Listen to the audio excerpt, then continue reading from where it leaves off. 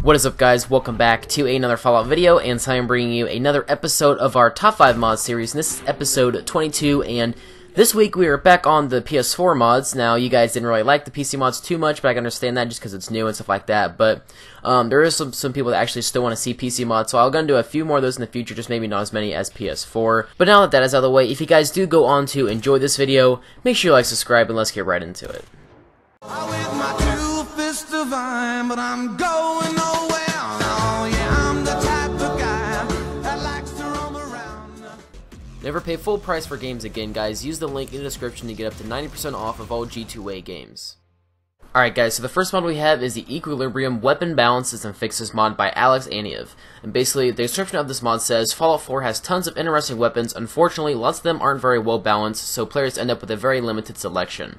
This mod aims to fix this and make all of Fallout 4 weapons relevant.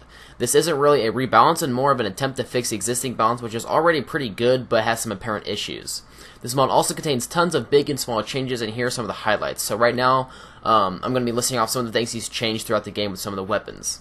For the double barrel shotgun, he increased the damage and range. Originally, this weapon is pretty useless, even for very early game, but now you can go shopping at super duper mart like a real wastelander. He also messed with the hunting rifle, which he increased the base damage and increased bonus damage for a 50 caliber receiver, and this weapon was criticized for a lot for its low damage, especially with its 50 caliber. For the submachine gun, he increased the damage and decreased the weight, which is like more of a realistic form of the weapon. He made modifications to the minigun by increasing its damage and rebalancing the effect of different barrels. The junk jet, he increased the damage, which is kind of cool because it was a shame that the old weapon was just so underused and like basically useless. He also messed with the broadslider by increasing its damage noticeably. He increased the damage and range and made some perk requirements adjusted for the flamer, and also fixed a bug with the range calculation for different nozzles for the barrel lengths. To the majority of melee weapons in general, he added some modifications, especially adding some blades to blunt weapons have a more pronounced effect. Also, some modifications made more powerful at the cost of additional perk requirements. For instance, knuckles with long blades require blacksmith 3, but now they are a pretty deadly weapon. Also, he actually upgraded some traps by increasing the damage dramatically and weight reduced for them. He increased the damage on bayonets, and attaching a bayonet to a weapon will noticeably increase bashing damage.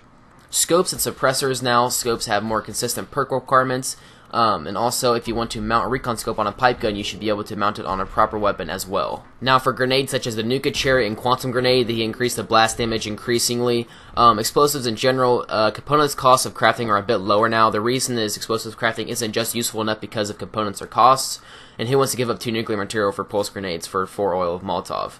Also, syringes, damage increased dramatically. The pipe wrench, modifications, progression, and order is rearranged, and the perk requirements are adjusted. So as you guys can see, this guy has put in a lot of effort into this mod, and by far is one of my favorite mods, like particularly to patches and things like that. So it doesn't require any DLC or any mods or anything like that. It's compatible with every other mod. I'm pretty sure if it is going to require like mods that are also changing gun like weapon damage and things like that, they might have some interference in between there, but overall, super mods, compatible with everything I've used, and I definitely recommend it. The next mod on our list is the Starpoint mod for the PS4, and it is by Invoker Gray. And what this does is it adds a vertibird into Sanctuary Hills that will take you to Starpoint, which is basically an island that he's made into the game. And you can kill huge monsters, settle the island, add hours of gameplay if you would like to build. So it's going to be an actual settlement along with a whole bunch of fighting against enemies and things like that, which you'll be able to see in a moment. But the vertibird is going to be located just outside Sanctuary Hills along a little river right here, and you actually for some reason have to lockpick it to actually get into it, but it's just a novice lockpick, so it's going to be, no matter what, you'll be able to pick it. So once you do that, you're actually going to be fast travel into the actual island. So once you guys are actually in the island, as you can see, if you go to your right, you can see a whole bunch of planes and things like that. There's also this huge like cell tower type thing, and boats surrounding the island. And actually, if you go over to the other side of it, there's going to be the USS Constitution and a whole bunch of other modded in things. Also, these little birds right here, I've never actually seen in Fallout. I don't know if I'm just like being dumb, I have never seen them before, but I just thought they were kind of cool, and I've never actually seen them in the game. But he's modded in a whole bunch of things, such as a ginormous gorilla and a ginormous cat. So if you go around the island, the gorilla will actually try to attack you, but the cat is friendly. So the cat is literally like 10 times the size it's normally. It's kind of cool. Now this place is actually also one huge workshop, so it's just one huge settlement, so if you want to build anything here, you can also use those as your pets or something like that. It looks really cool. I might do a settlement build here later on. It's kind of like Spectacle Island, except I think it's even bigger. But as you can see right here, here's the gorilla I was talking about. It's surprisingly very weak. I'm pretty sure it's just a normal gorilla times 10. He just used the time scale mod or whatever like that. But you can literally kill him in like one shot if you're like super high level and stuff like that. But it's still kind of cool if you want to trap him or do something with him. At the top of this hill in the middle of the actual island itself, there's going to be a lighthouse with a ladder and stuff going up to it with a whole bunch of settlers around it. You can't actually interact with them yet, but I'm pretty sure he's going to add that into the future. But if you go to the top of the lighthouse, you can get a pretty good view of all the surroundings and everything like that. And it's pretty similar to like the Kingsport Lighthouse one, which it looks pretty cool. But overall, this mod's super kind of fun to mess with. I want to use it basically as a settlement build, which I think is going to be really cool. It looks like there's a whole bunch of potential to this mod, and does not require any DLC or anything like that, and it's basically compatible with every other mod. So overall, it's a pretty good mod. It definitely has a lot of potential. I'm excited to see what he has for it planned in the future. Alright guys, so the next mod we have is the portable Nuka jetpack for the PS4, and this mod is by Lango. And basically what this does is it adds in a actual jetpack that you can wear on your person that does not have to require any power armor. It is located at the Super Duper Market next to Lexington, and is right here from Sanctuary if you guys aren't sure yet and haven't unlocked it. You can actually find it by going through your doors, and then when you actually get into the Super Duper Market, you can actually just go to your left, but be careful to actually watch out for goals, and you might want to bring a few weapons with you to fight if you haven't already cleared this place out. But basically, just go down these like little hallways right here, and eventually at the very end, if you go to your right, there's going to be a hazmat suit and a helmet right there. It's called My Nuka Jetpack. When you pick it up, it gives you like that legendary animation type thing. So this is the actual jetpack itself. That's what you're going to put on. And this hazmat suit is also the little jetpack and helmet and things like that. Not sure of a difference of that makes or anything like that, but still something cool to add into the game. It's going to be located in your apparel, and also whenever you go and put it on, now you can actually fly around. It's like you actually have a jetpack on power armor, except this doesn't require any AP, so it's like basically infinite, so you can go super high and things like that, and you don't have like power armor like weighing you down. You know that like really annoying like overlay in front of you. Now what makes this mod so fun is that this is really helpful for exploration and base building and things like that. Now in one of my previous videos I told how using that jetpack for the actual power armor and just going around the huge cities and exploring the rooftops was super fun, a good way to do something in Fallout if you're bored. But using this, you can actually do like so much better, just because there's no AP loss, so you can basically go forever and go super high. You're not going to have to waste any jet and things like that. And you can just get so many more places and get places faster. Now, the only thing kind of weird with this mod, if you go into third person, your like body kind of like glitches out and you just kind of like freezes. But that is only if you are in third person. First person camera looks completely fine. Now, the only sort of bad part about this mod is that it is going to require the Nuka World DLC. Now, I know a lot of people already have that, but some people don't have it, so that's the only thing that's going to be bad. There are like jetpack mods for your power armor that will give you unlimited AP, so it's similar to this, except you just have to wear power armor.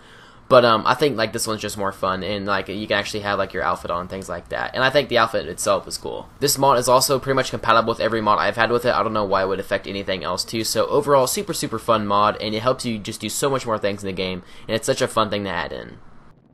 Alright guys, so the next mod we have is the Kaboom Stick by Bald Blazer, and basically what this gun does is it actually adds in a combat shotgun, which can be found in one of the yellow and wooden crates outside of Vault 111. And it's basically a shotgun that like shoots shotgun shells, but shoots fireballs and explodes on impact. Each shell does 141 ballistic and 5 fire damage, as well as exploding damage.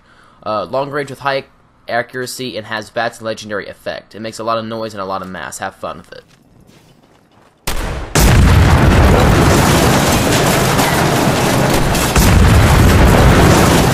So as I've said in the past, I don't like guns that are just stupid OP, and this is kind of what that gun is. But a lot of you guys have actually wanted to see guns like this. You've asked me, can you do like some really fun weapons that are just kind of fun and don't really add much into the game like this? So I figured out add them in. They're kind of fun to mess around with. You want to go and just like rampage your settlements, or go and just kill a whole bunch of super mutants or something like that. They're really fun for this, but if you're going to use them for like a campaign, I wouldn't recommend doing that, because it's just going to take all the fun out of it.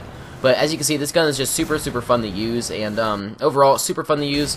Doesn't require any DLC, and basically works with every other mod I've used it with. Alright guys, the final mod we have is the Lightning Burst by Bald Blazer again. So this guy is the one that created both of these weapons.